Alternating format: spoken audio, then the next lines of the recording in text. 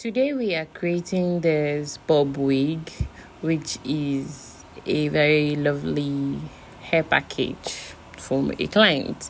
I'm trying to place the closure in a proper place, and I know this is a very weird camera angle, but yeah, I want you guys to see what I'm marking. I'm using a crayon. By the way, why did nobody tell me that using a crayon marks better than using chalk or any kind of fabric chalk or something like sort of fabric chalk? Like, this is so much better.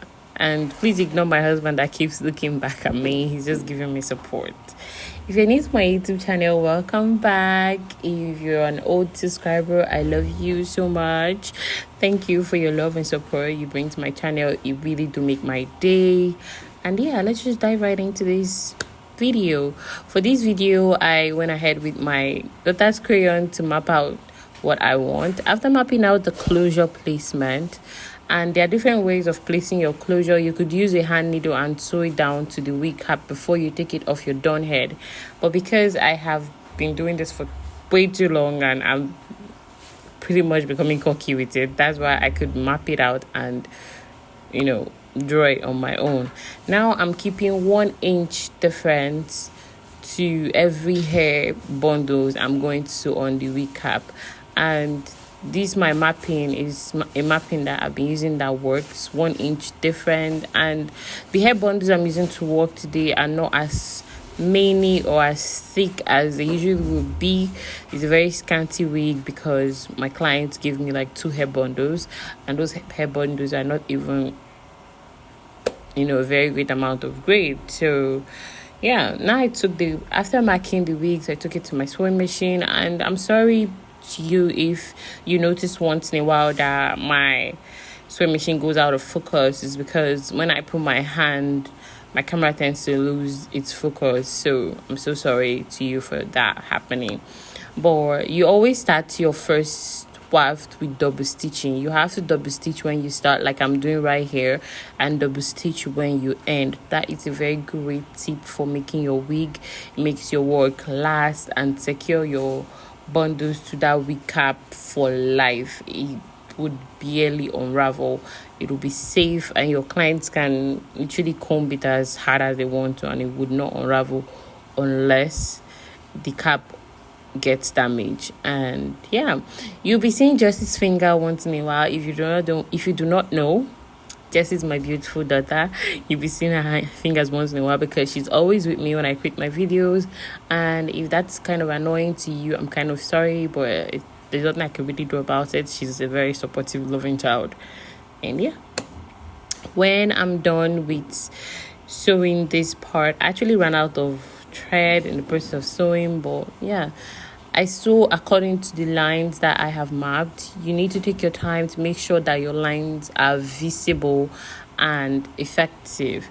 I actually took way more time to create these lines to be perfect.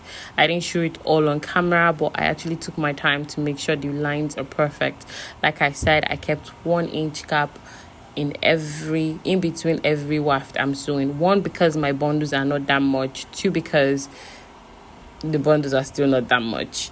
You could go tighter. You could take 1/2 inch, depending on how much bundles you have to work with and how thick your client wants the hair to be.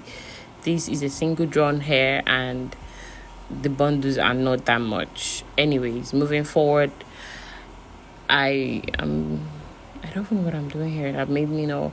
I think I was trying to rearrange the wig, which is very important. You have to rearrange your wig at every point you go so that you don't have so much hair blocking your way or distracting you whenever you're working. And you see, this is the part where I double stitch my waft, like I told you. Every beginning of every hairline, you want to double stitch that waft. If not, it's going to unravel.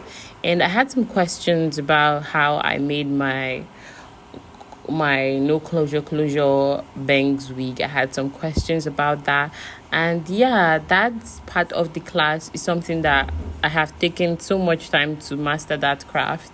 And if you really want to learn, you could do it to comment down below, and I would show you a way to hit me up for an online class if you want to have more in-depth training on making wigs and the rest, you can hit me up for an online class. I do online classes. I also do in-person class if you're in Nigeria, and my rates are very, very affordable, so depending on what you want. And yeah, I'm always very flexible. I try to help people and not cause them havoc. So yeah, just hit me up or you email me or you comment down below, and I'll just send you a link on how to join or request for an online class. And my online classes are always dedicated to my students, and most of the time I take it individually depending on how much client I have at the time, how much student I have at the time. I could take your class individually just to you, so that I focus directly on you until you learn what you need to learn. Yeah, and that's about the online class. When it comes to anything wig I post here, if you want an in-depth training, full on step by step on how to do that, you just comment down below. And yeah, if you also have questions, I do answer questions on my comment section.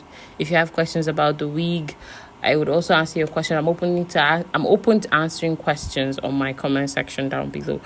Yeah. And basically now I'm just sewing. I had not sewed in that closure yet. And if you're a beginner when it comes to making wig, you do not want to follow this exact step I followed in making this particular wig, because you would make so much mistake. Now I'm trying to sew in that closure. And yeah, I followed the markings I made. But if, like I said, if you're a beginner, you're prone to make mistake in this pattern of sewing. I would advise you to sew down your closure after you set it in place.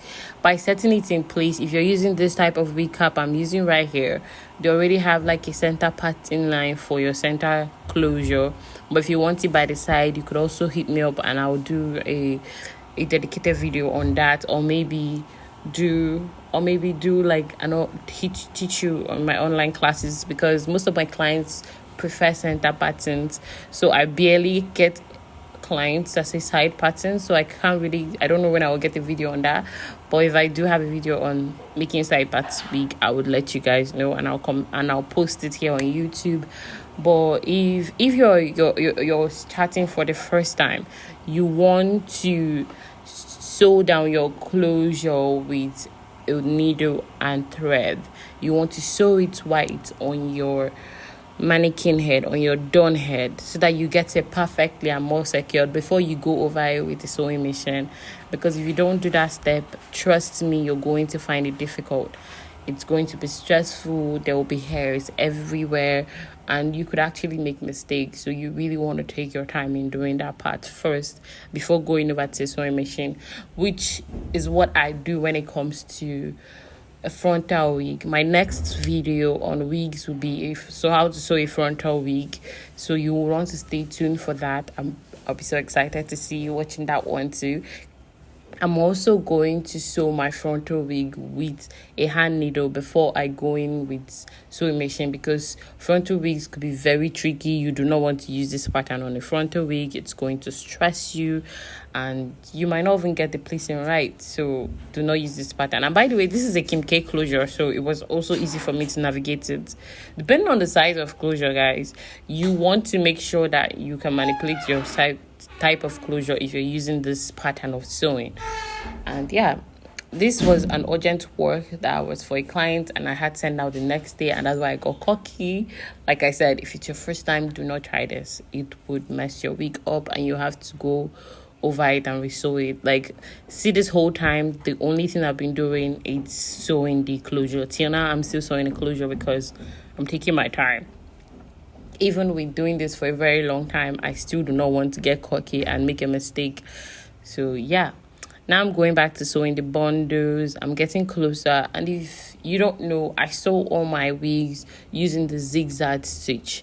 My setting is zigzag stitch, and the space in between each stitch is the four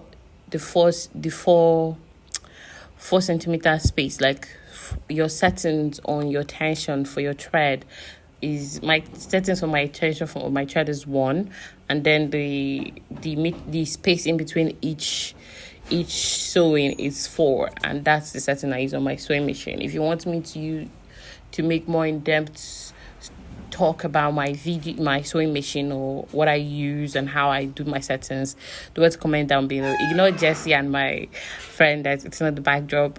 I actually had to go to my mom's store to get this done because my mannequin was in her shop.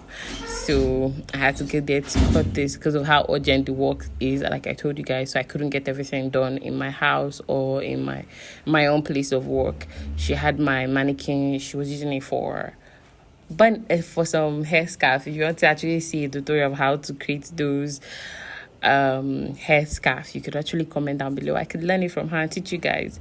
Now I'm cutting, and I'm cutting with scissors. I always cut with scissors. Some people are really good at cutting with clippers and stuff like that, but I always cut with scissors because it's easier. Thank you guys for coming. I love you guys.